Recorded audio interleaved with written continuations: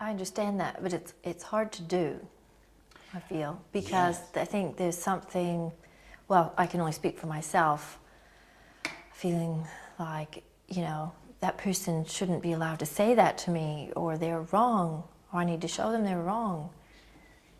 How do you kind of get past that? That's very good. You say, they shouldn't say that to me, Yeah. or they're wrong. Who says they shouldn't say that to you? That's your boundary. Yeah. Now, if you're telling me that I'm not allowed to speak my mind, who are you? You see how that's so arrogant that you are actually controlling another person's life, saying they're not allowed to say what they think. But do you want to have those same restrictions where you're not allowed to say what you think?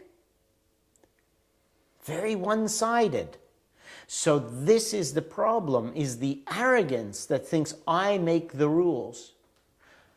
And the other thing you said is they're wrong. Okay, they're wrong. They have the right to be wrong. Are you perfect? Have you ever made a mistake?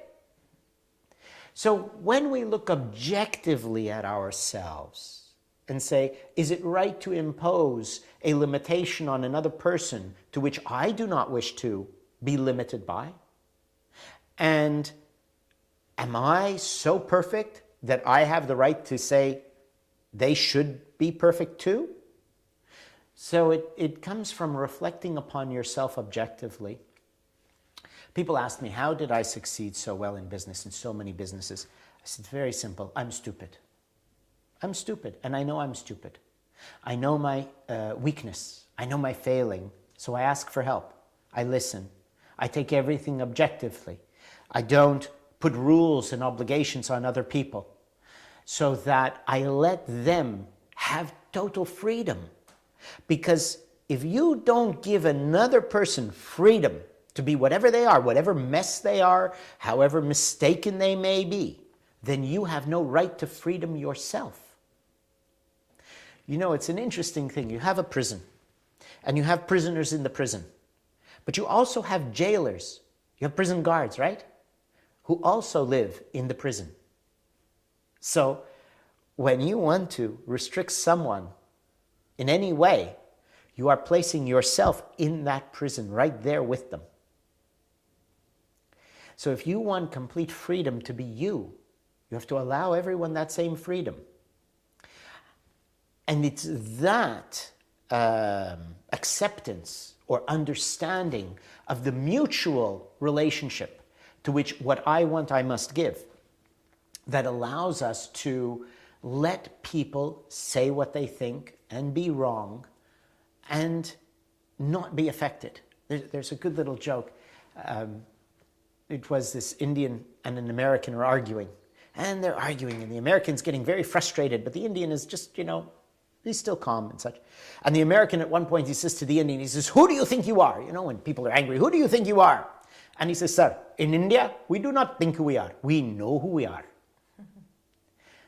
When you know who you are, then you can let people say what they want because you know.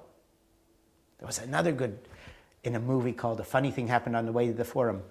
It's in ancient Rome is the setting. And there's one fellow talking to another fellow, and he calls him eunuch. Hey, eunuch. And the other guy comes, he says, how can you call me eunuch? And he says, you know it's not true. I know it's not true. So what do we care what they think?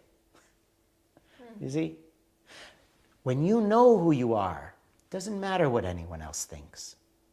And the ironic thing is, let them be wrong, and you don't fight back, everyone else is going to say, something's different about Jackie. She doesn't fight back. She's staying calm. Now that's a quality that I want to have.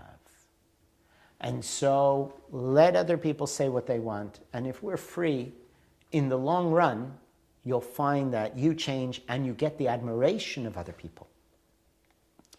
If you're willing to put in the effort and subjugate your ego.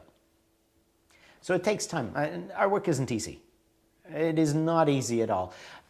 But like I said before, if you could be totally free, completely content and in blissful life, wouldn't it be worth a couple of years of hard effort or difficult emotional challenges?